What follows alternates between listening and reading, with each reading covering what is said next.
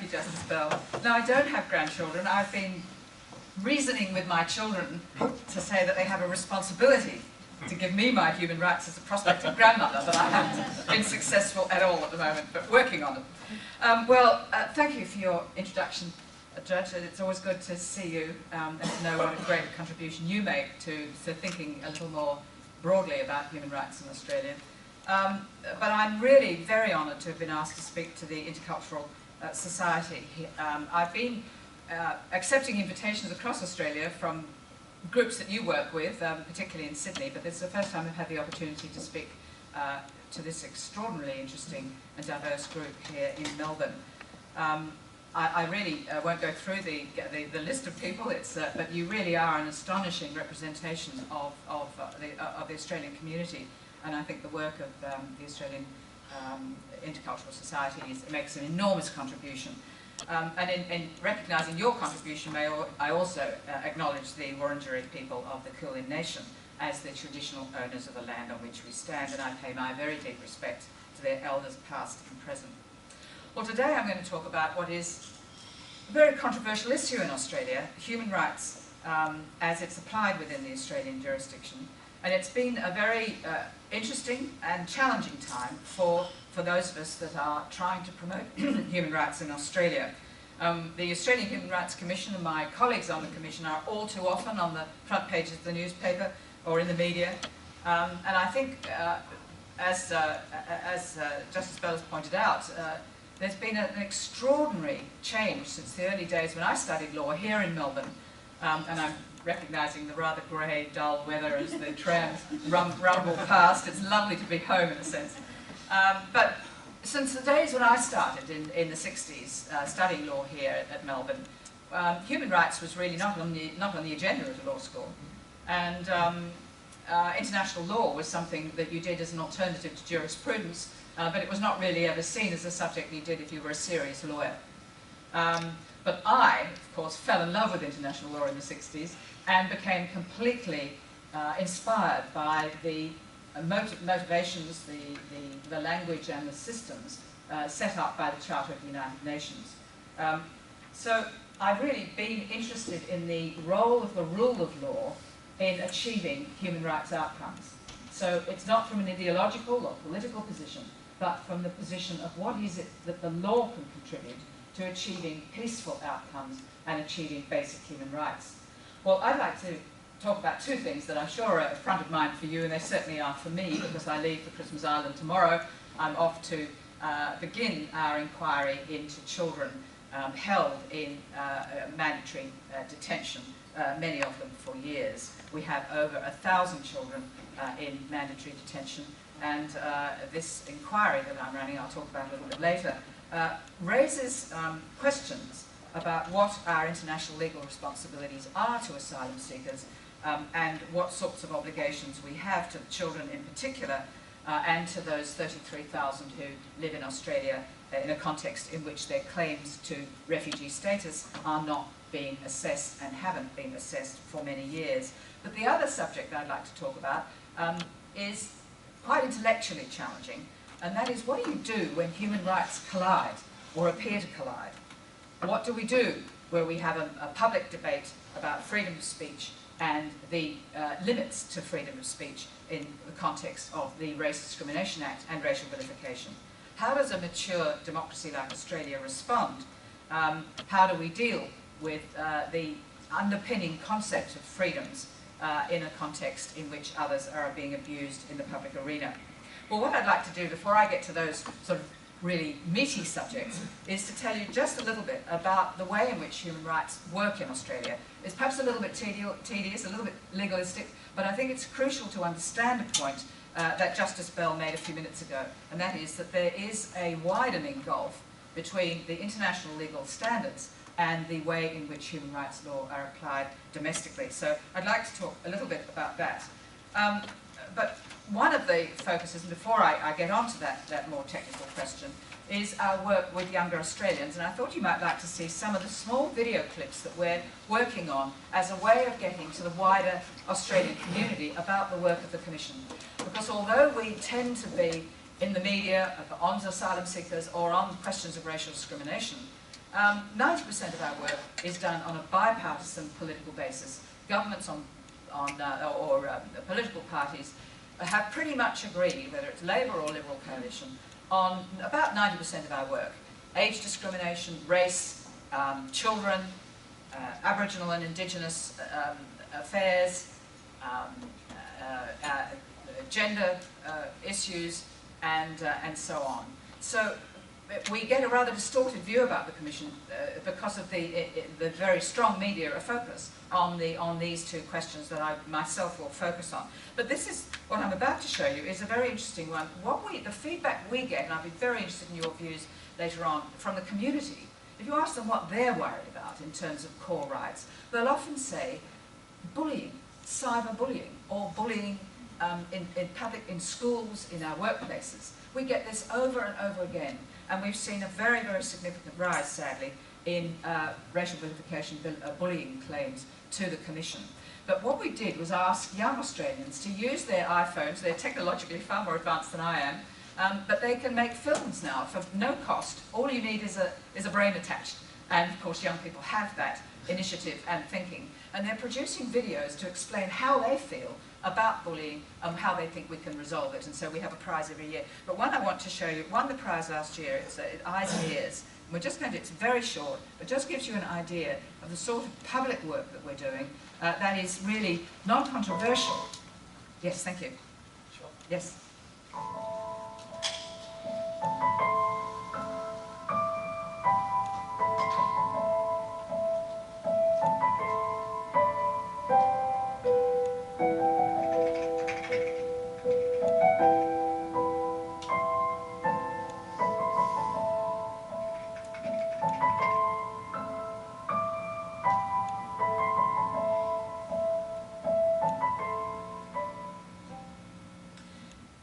That's one, what we were trying to do is to get young Australians to stand up. If they're being bullied at school, or on the tram going home, or someone's being harassed and bullied in the workplace, speak up and stand up for them.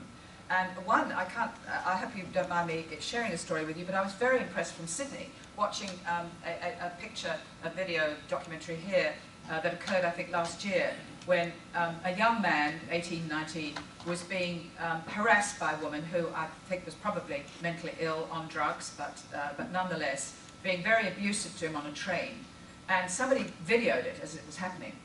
And the young man was just standing there alone, and then suddenly you see the body language of the people in the carriage on the train coming to stand closer to him.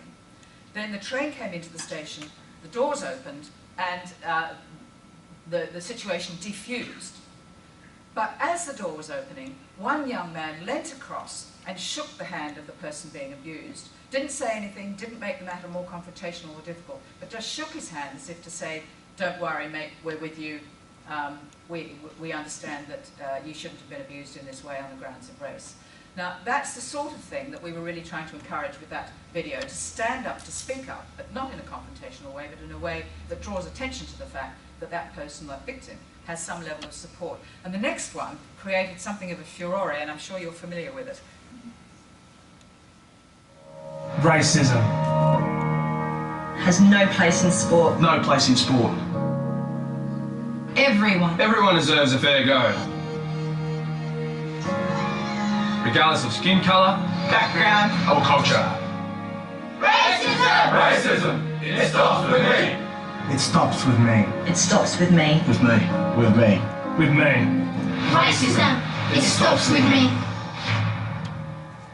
Well, I'll come back to that one, but I think you can guess where I'm going, because it was played at the Collingwood Swans football match last year. I'll speak a little bit about that. But I'd like to move on to perhaps the more technical side of what I want to say today, and that is, let's look at how we started with human rights and how we got into this.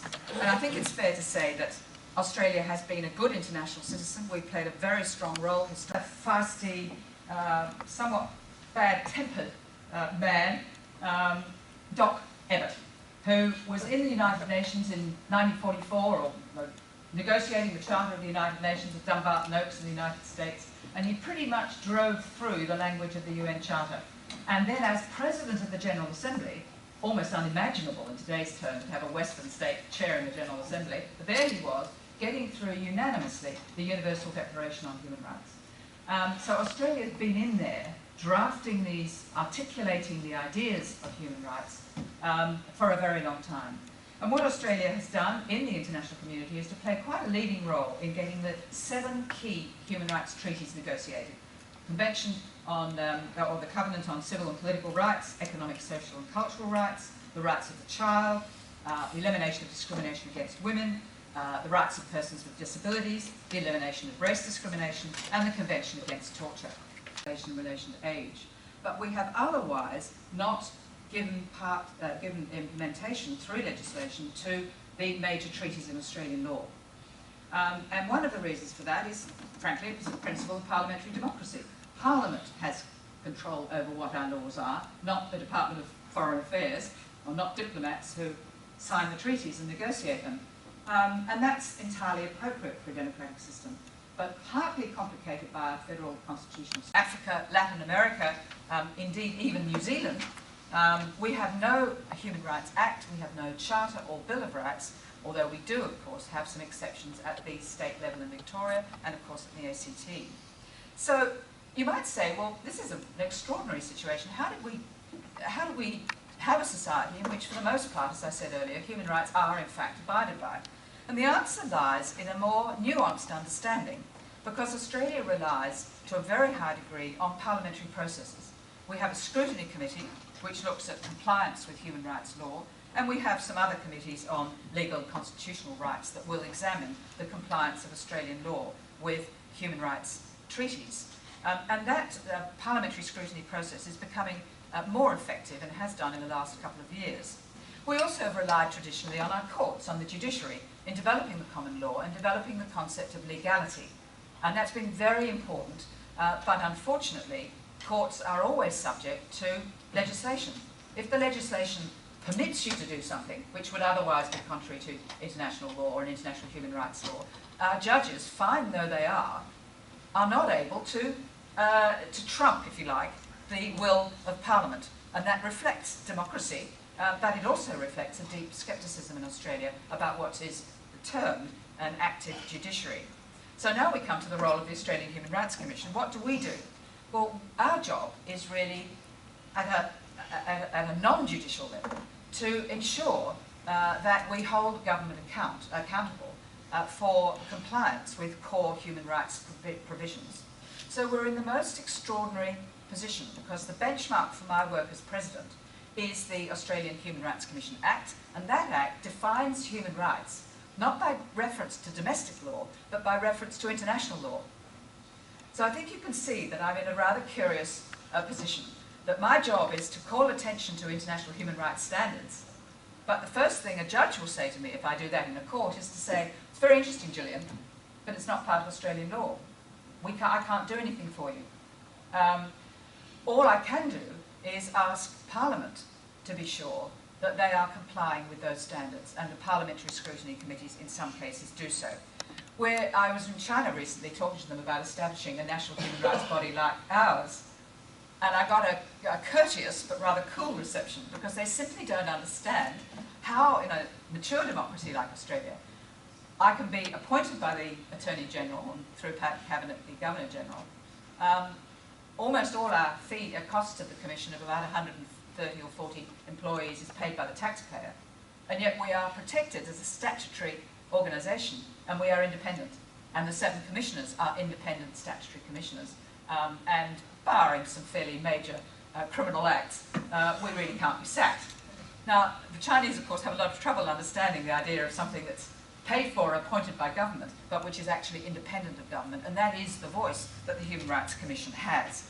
And we do all sorts of things, trying, through the benchmark of international human rights law, to ensure that we conciliate complaints, for example. So a third of our work deals with about 20,000 complaints and inquiries a year about human rights breaches, and we conciliate about 65% of them. So if you come to our offices, and I'd love to see you in Sydney, you'll see we're like a rabbit warren on one floor because we've got lots of small rooms where we attempt to manage a conciliation of disputes. A very tiny number go to the federal court. The key point being that you cannot come to the federal court, you can't ask the court's assistance unless you've been to the Commission first. So it places the Commission in quite a significant role in providing what I think is one of the best access to justice processes in Australia, because it's free and you simply can walk off the street in Pitt Street Mall, or give us a phone call if you're in Western Australia or Melbourne, and we will immediately start a proper complaints process to see if we can conciliate the matter. And it's in that way that we are able to have some level of influence. But because those cases are confidential, it's not something I can talk about in public. There are rare ones, like the David Jones case, the sexual harassment case, I can talk about because they deliberately put it into the public arena, and we were successful in conciliating that dispute. But we actually deal most of the time with much smaller matters in the community, in the canteen, in the shop floor, on public transport, trying to bring parties together, and in some instances to ensure that not only do we solve an individual problem or help to contribute to managing that, but we achieve some systemic change in the factories and transport and schools or wherever these events occur. So it happens under the radar, no cost to any of the parties unless they choose to bring lawyers in, and some do, of course, but basically a free service. And surprisingly and interestingly, most people aren't looking for money, and they're not looking for injunctions, and they don't want to go to the courts. What they want is a recognition of their rights and sometimes an apology and systemic change within their organisation. So we see that as, we hope, quite a helpful thing. But we also intervene in court proceedings. We have that power. We have the power to conduct research, and we are, of course, mainly interested in education. I think we all know that really the key to integrating human rights into the Australian culture is really through education and through the work of groups like the Australian Intercultural body. But also, we have a power of conducting national inquiries. And I have that power as President, and I can do it. Of course I do it as a matter of courtesy by advising government, but if government's not happy about those inquiries, then the government simply has to live with that. So it's a power we don't want to abuse, we don't want to misuse, but I will be using that power, as I'll mention in a moment, in relation to children in detention. But the first matter that I thought I'd raise with you is a fascinating one of balancing freedoms. There are very few freedoms that are absolute, that are subject to no derogation or balancing process. They'd be torture, freedom from slavery, the illegality of genocide, waging aggressive war. I think piracy is an historical one. But in the main, most human rights, and the ones that we think of in our social, cultural, and civil and political lives, are not absolute. They must be balanced with other rights. And that is where you get the engagement with the community, because how you balance those rights does reflect community concerns to a significant degree. And judges, when they have opportunities to balance rights, will take these factors into account, so that what was perhaps unacceptable 20 years ago becomes acceptable today. And that's really an important role of both of Parliament in setting the standards and of our courts. But one area where we've seen this really engage with the Australian public has been the Adam Goodes example. We had worked very hard with Football Australia to get that community announcement with Adam Goodes. And so I am, in fact, a Collingwood fan, so I would love to watch the match in any event, but I did watch it. Horrified, of course, to see this community announcement being broadcast. We were trying to create and use, of course, our sporting stars to get the message across about racism, when we found that, sadly, a young girl makes an abusive racial comment against Adam Goodes. Now, you all know the story from Melbourne even better than I do. Adam Goodes dealt with it with some dignity. Then we found the football president manages it quite well on the day, but the following Monday makes it all 10 times worse with a radio interview in what is now an emerging phenomenon that we're understanding of casual racism, as distinct from the more aggressive stuff that we all know when we see it. But we were, of course, very distressed at the Human Rights Commission, because this was something we'd worked on for a while and it was all crumbling in front of us. But, of course, it's never that bad, and in fact, Adam Goodes handled it beautifully, and he's now the Australian of the Year, so we're really delighted by that. But what it did was to raise the legal question. What are the limits do you have a right to shout out at a football match and abuse? Do you have a right to abuse Jeremy Fernandez when he's on a train bringing his, or I think his bus in fact, taking his daughter to school? Can a woman sit in the park with her children with a hijab on and have to suffer verbal abuse on the grounds of her religion or race?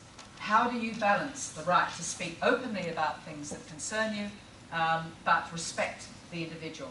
And there are no absolutely clear answers to this question, but it's arisen and reached, if you like, pointy end of the dispute in the particular context of Article 18C of the Racial Discrimination Act. Now, maybe many of you aren't always familiar with the legislative provision, but you will probably know about the Bolt case. Andrew Bolt was, in a civil matter, prosecuted under that provision for offending, insulting, intimidating, or humiliating, in this case, Australia's Aboriginal people. And what he did was to say that fair-skinned Aboriginal Australians were falsely claiming welfare benefits, and they ensured a prosecution came before the federal court. Now, he was prosecuted, and successfully so, on the basis that his articles were inaccurate, and they were offending, insulting, intimidating, or humiliating in the public arena on the grounds of race, because of race. So the judge reached what I think was a decision that was a fair one on the state of the law. But it raised the question in the public mind as, what about this concept of offending and insulting? Doesn't this put the threshold at too low a level? We're Australians, we're used to a bit of cut and thrust. We're used to calling tall people shorty and redheads bluey, or making comments that are really designed to sort of wind people up for a bit of fun, but there's nothing really serious about it. We take the cut and thrust as part of the Australian life. Is that the answer?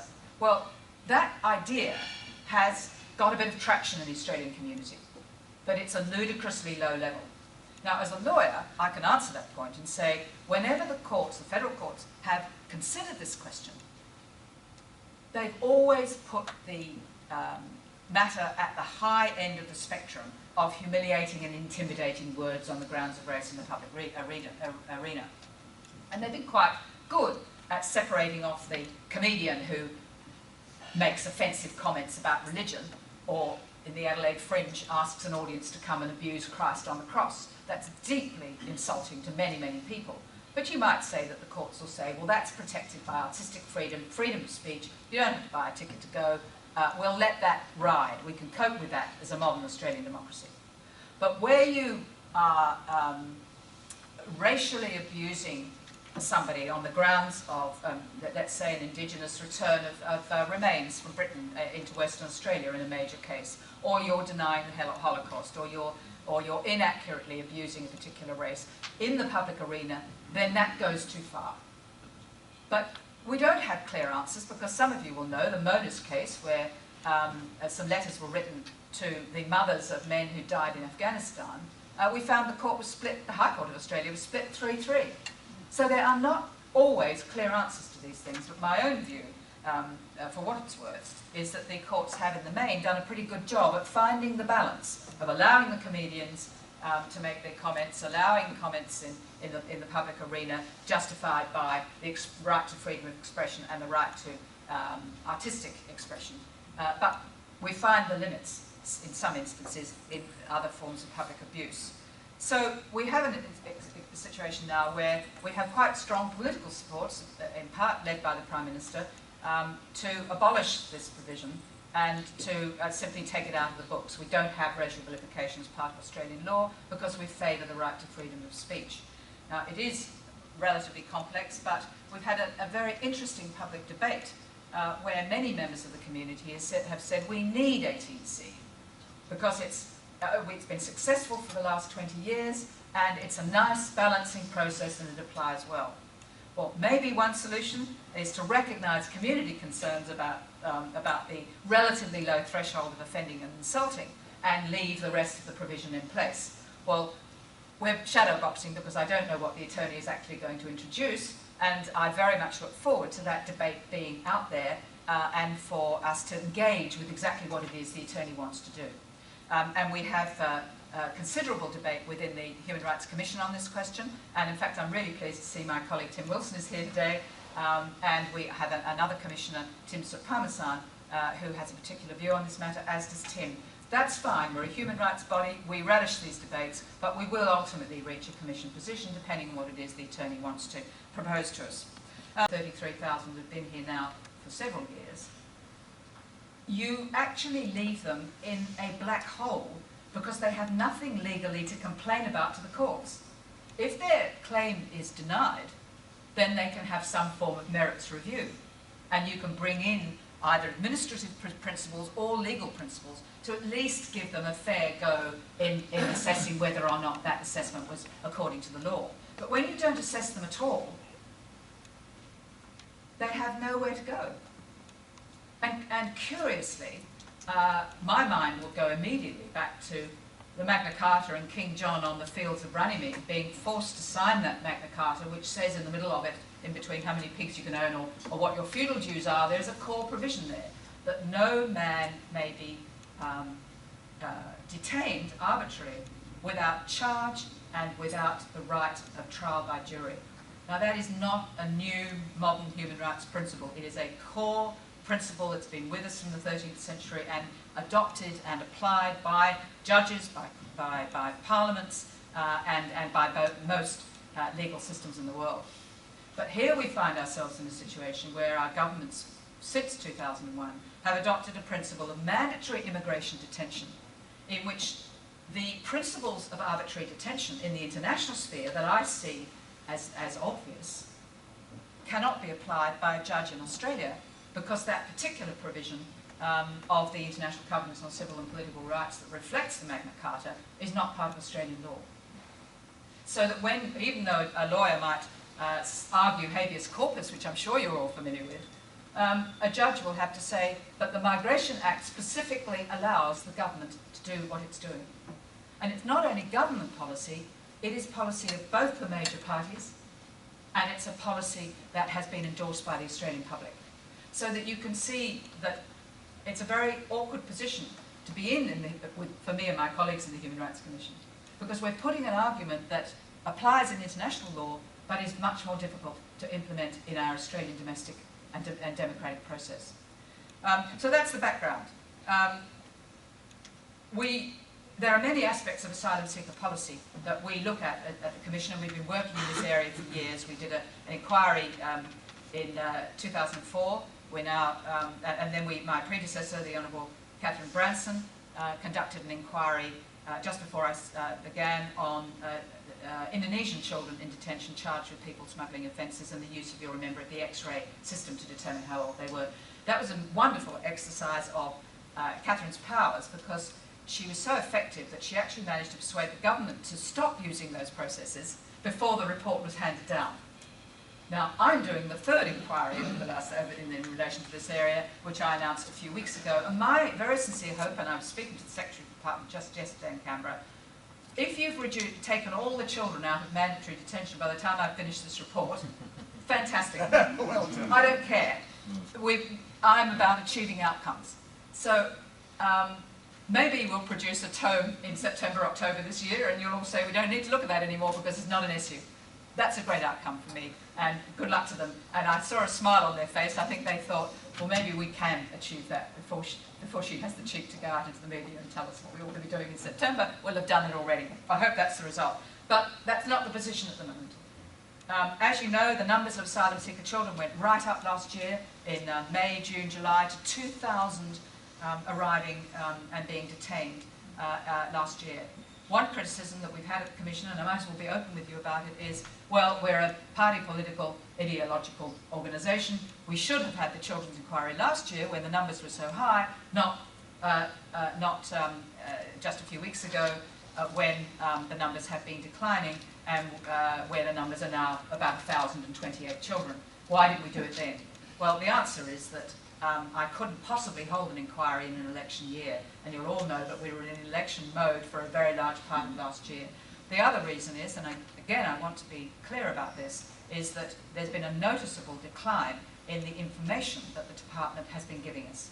And so while we've had very good relations with the department, they've always been very cooperative, Now, we can't get even basic information about where the children are, why they're being assessed for transfer to Nauru, and we can't get information on the very high level of self-harm in relation in particular to children. But we do know that there are nearly 4,500 cases of actual threatened or attempted serious self-harm over the last 2 years, and they are the Immigration Department's own statistics. So it was the lack of information and the power that I had as president to compel evidence, to compel information, that led me ultimately to make that decision. So we will be looking predominantly at the condition of the children, understanding why some are assessed to go to Nauru, and you may know that in the last couple of weeks, significant numbers of unaccompanied minors have now been transferred from Christmas Island to Nauru. Now, as a matter of law, and I should return to the law because that is my brief, there is nothing as such illegal with offshore processing. The obligation is to assess asylum seekers and to ensure that they are properly protected and according under a rule of law process. And one of the very significant difficulties with the Nauru and Papua New Guinea Manus solution is that law and order and the legal systems appear to be breaking down, or they are not in place to manage these cases, so that we have now scores of typically young men awaiting criminal trials in Nauru, where those trials simply can't go forward because of the incidency, as you know, in relation to the Chief Justice and other members of the legal system in Nauru, and it doesn't appear to be very much better in Manus. But critically also, conditions must be such that that the people are properly cared for and they're in a safe environment. Now we have an inquiry going on in relation to Manus, and hopefully we'll get the facts so that we can know exactly what those conditions are like. My jurisdiction does not extend to Manus and Nauru. This is not a conspiracy by the government. It's perfectly normal that Australian legislation does not have an extraterritorial jurisdiction. I have asked to go, and that's been declined. That's the government's prerogative. I would of course like to go as representing the National Human Rights Body for Australia, but it's probably almost certainly not going to happen. But I will be going, as I say, tomorrow to Christmas Island with the team. We're already there, and we will be visiting asylum seeker detention centres throughout Australia. And Tim, my colleague, is going to join me in one of those. We're not sure which yet, but we're going to make sure as many commissioners get to those detention centres as possible, so that we produce as fair, as objective, evidence-based a report as we possibly can, just to ensure, broadly speaking, that the rights of the child and asylum seeker rights are protected. Well, there are two things I'd like to finish on. One is to say we have something much more positive to work on, of course, at the Commission, and that is the Prime Minister's initiative, backed by the government, by the former government, about an initiative of the former government, and that is to achieve constitutional recognition for Australia's Aboriginal and Torres Strait Islanders. That's a big challenge to bring the public with the initiative that while we haven't seen any language yet, and I hope we do before the end of the year, we will be able to achieve some form of constitutional recognition.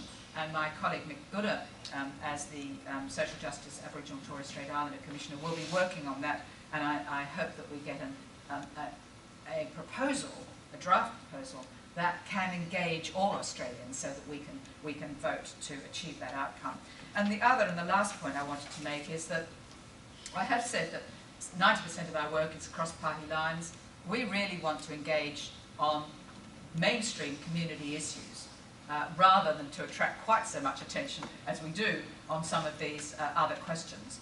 And one of our initiatives over the next couple of years is going to be working more closely with business. Less larger businesses, because in the main they've got the staff and the skills to ensure that they are complying with broad human rights issues, but mainly working with small to medium businesses that don't have those resources and where we might be able to assist them. So, in conclusion then, it is a great pleasure to have the opportunity to talk to you. I know I'm holding up lunch, but you are remarkable contributors. You're doing the job we want to do. I know for some of you it's particularly hard. We do sometimes seem a little legalistic, and it's certainly awkward for me to be taking a position that appears to be contrary to government policy, particularly when that attracts such a high political support from the community. But I also think that we have to work a lot harder to ensure that human rights are understood within the Australian community. We can do it different ways. It doesn't have to be legislation, but we do have to work on the cultural integration of human rights so that everybody on the St Kilda tram instinctively knows that you do not abuse somebody in public, that you do give them a fair go at work, and that we do ensure that we are an integrated Australian community based around values that lie, even if we don't use the language of human rights, that lie with the core value of human rights. So thank you very much, and I wish you all well with your work.